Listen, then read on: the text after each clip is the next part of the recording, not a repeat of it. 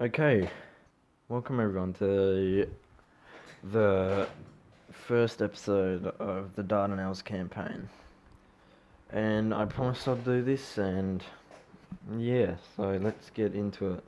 So today we're doing the Dardanelles campaign, as by the title, and I just wanted to do this because it's got a little Australian history behind it, and it's really interesting. Okay, so I'm just gonna read out my documents and some of my things I've been looking at, and yeah, alright. So the Gallipoli campaign, also known as the Dardanelles campaign, the Battle of Gallipoli or the Battle of Canakalei, was a military campaign in the First World War that took place on the Gallipoli Peninsula, from 17th of February 1915 to the 9th of January 1916. The Entente powers, Britain, France and Russia, sought to weaken the Ottoman Empire, who just joined the war, on um, the Triple Alliance's side, therefore being Austro-Hungary and Germany. And yeah, so France, British and Russia sought to weaken the Ottoman Empire and the Central Powers by taking control of the Turkish Straits. Now this bit of land would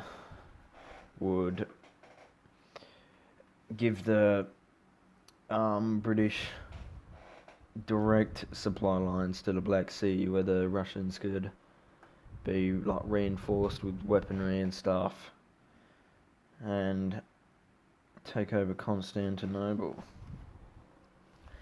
And yeah, by taking control of the Turkish Straits, this would expose the Ottoman Empire capital, Constantinople, to bombardment by Allied battleships and cut off from the Asian port of the empire.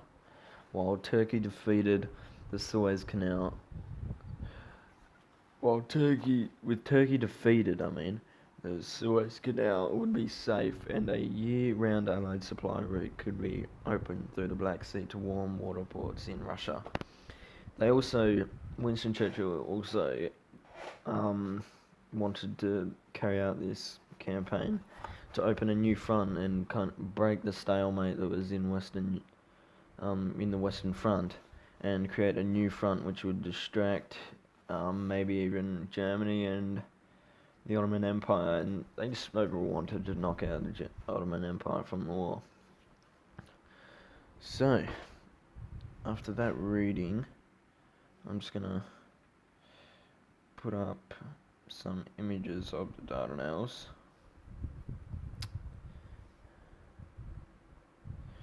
So, this is Dardanelles Strait. And the Ottomans were very coordinated with they were very good at defending, hence that's how the British were basically kicked straight out of Turkey. So on this image here, you have the Dardanelles, and they were trying to take this strait, so to enter the Black Sea. And so at the start, where the Dardanelles is like logoed out, they had all these mines and they had forts guarding this strait. It's almost like they knew this strait was going to be important. The Turkeys did, and the British were trying to punch through their lines and enter that strait. And right where that opening is, right here, into the Black Sea, is Constantinople. And by knocking out Constantinople, they could enter the Black Sea, warm water waters, to Russian ports, where they could give supplies. Right. So, I'm just going to read out a little bit more. The Allied fleet's attempt to force the Dardanelles in February 1915 failed, and was followed by amphibious landings on the Gallipoli Peninsula in April 1915. In January 1916, after 8 months fighting with approximately 250,000 casualties on each side, the land campaign was abandoned. The invasion force then withdrew and and just basically exited the whole Gallipoli Peninsula. Yes, and it was a costly defeat for the Entente powers because they lost that many men and that many supplies, including one of their very important battleships, HMS Irresistible, I think. And yeah, costly defeat for the Entente powers and for the sponsors, especially the First Lord, the Admiralty, Winston Churchill. He was a very important leader at that time. He was very disliked upon after this, because he basically, everyone thought that he was addicted to war, basically, a war buff, basically. The campaign was considered a great victory for the Ottomans, and in Turkey it is regarded as a defining moment in the history of the state.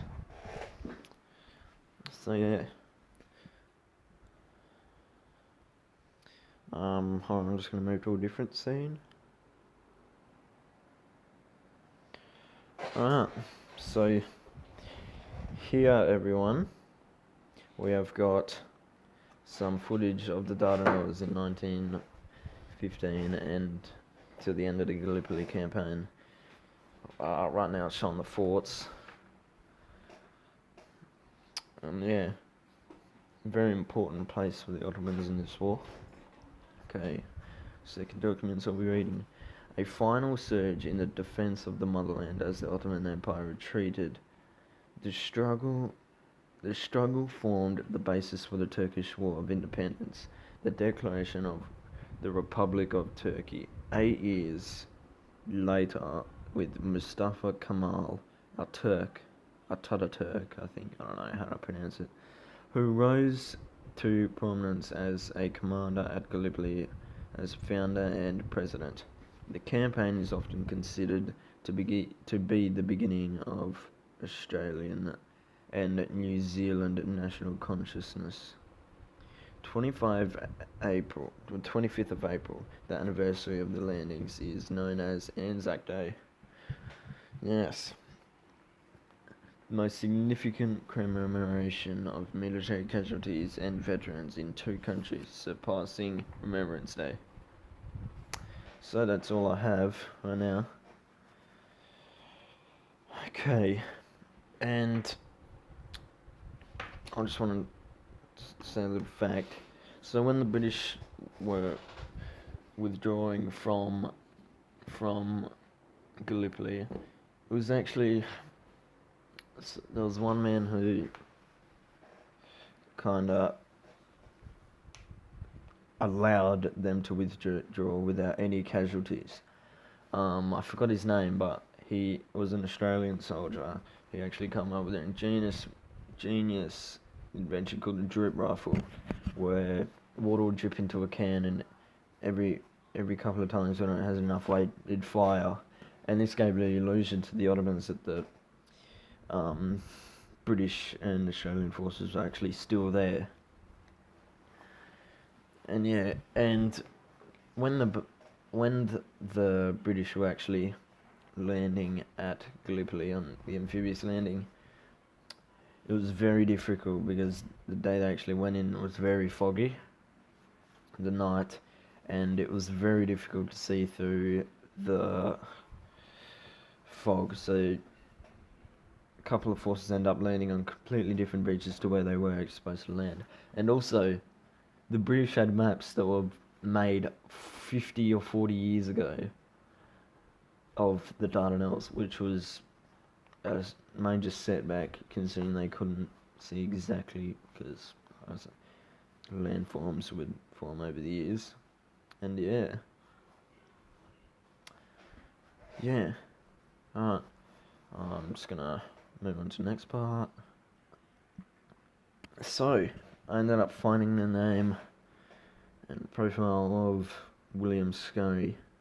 the drip rifle creator, and yes, he was an Australian soldier, as said here. Very effective weapon on the evacuation.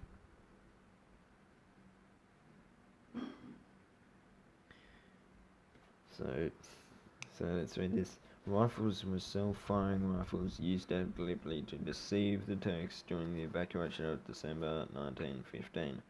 At the last minute, small holes would be punched in the upper tin. Water would trickle into a lower one, and the rifle would fire as soon as the lower tin had become sufficiently heavy. Yeah, and this battle was a great loss for the Allies. Very big setback. Very, very big setback. Winston Churchill was kicked. I think he was booted out of the First Lord of Bradley, but as we know later on World War II, he was actually Prime Minister of Britain. So yeah, pretty interesting stuff. And that's all I have for today on the Dardanelles. I'll have more. Keep in mind, this is part 1, so I'll have more soon. Alright, everyone. Alright, and you guys, I don't know what I should do in the next couple of videos. I don't know. I'll start thinking. Maybe some more Cold War gameplay. I don't know. But yeah. Alright, I shall see you guys in the next video. And also stay tuned for more history on war. Maybe in other subjects that's going on in the world. Alright, see yous.